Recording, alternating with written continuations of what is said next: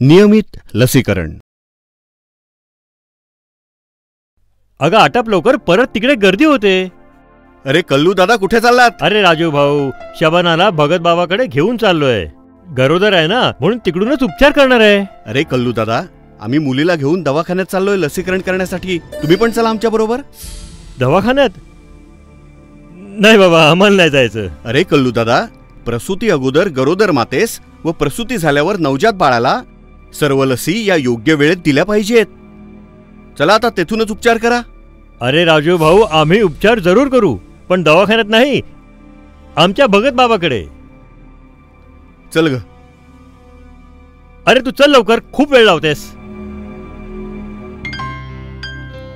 अगं शबाना. हा शाताई, कुठून येतेस? बाजार करून येत आहे. दवाखान्यात गेली होतीस का?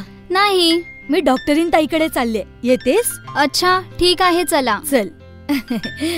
बाकी तब्येत तर ठीक आहे ना? हा ठीकच आहे. हा आता वेळ जवळ आलीये.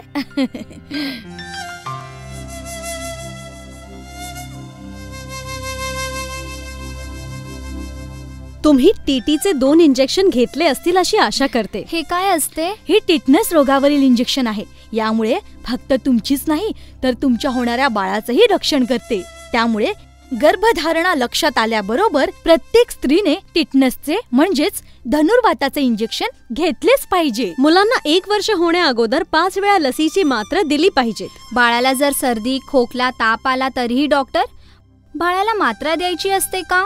हो, जरूर मात्रा द्यायची असते. लसीकरणामुळे बाळाचे जीव घेण्या आजारापासून रक्षण होते, तसेच इतर रोगांबरोबर लढण्याची शक्ती देते. परंतु आमचे हे तर म्हणतात की हे सगळे आपल्यासाठी ठीक नाही. नाही, असं मुळीच नाही.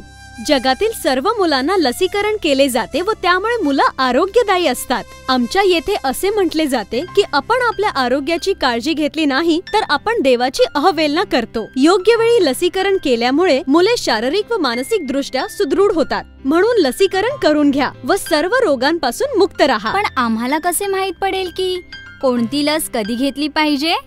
हे बघा, असे लसीकरण कार्ड सर्व आरोग्य संस्थेमध्ये मिळते. यामध्ये सर्व लिहिलेलं असतं की कोणती लस कधी घ्यायची ते. डॉक्टर आणि आरोग्य कर्मचाऱ्यांच्या सल्ल्यानुसार आपल्या मुलांना 5 वेळा लसीकरणाकरता जरूर घेऊन जावे. जसजशी लस दिली जाते त्याप्रमाणे यामध्ये नोंद केली जाते. जर आम्ही कुठे बाहेरगावी गेलो तर काय होईल? हे कार्ड नेहमी आपल्या जवळ ठेवावे व जेथे तुम्ही जाल तेथील आरोग्य संस्था किंवा अंगणवाडीमध्ये योग्य वेळी योग्य डोस घेता येईल. सर्व प्रकारचे लसीकरणाचे डोस घेतल्यामुळे बाळांमध्ये रोगप्रतिकारक क्षमता वाढते. बाळाला लस दिलीच नाही तर काय होईल?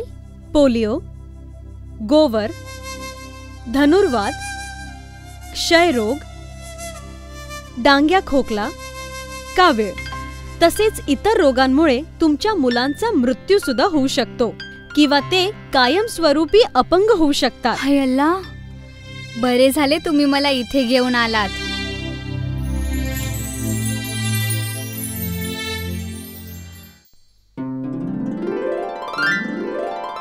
आणि 18 महिन्यानंतर माझ्या शेरू. बघा राजू भाऊ, बघा आमच्या भगत बाबाचा चमत्कार. बघा माझा बछडू कसा धष्टपुष्ट आहे. माझा शेरू एकदम माझ्यासारखा. हा भगत बाबाचा नाही, आरोग्य संस्थेतील कर्मचाऱ्याचा चमत्कार आहे, ज्यांनी वहिनींना आणि बाळाला वेळोवेळी लस दिलेल्या आहेत. बघा ना, मी जर आरोग्य संस्थेत जाऊन योग्य वेळी लसीच्या मात्रा, बाळाला पोलिओचे डोस दिले नसते तर आपले बाळ असे असते का? तुझं म्हणणं बरोबर आहे आजबीर भाऊ. जर तुमचं म्हणणं ऐकून आम्ही आमच्या पहिल्या बाळाला पण डोस दिला असता तर तो पण असा सुदृढ असता. आम्ही चाललो.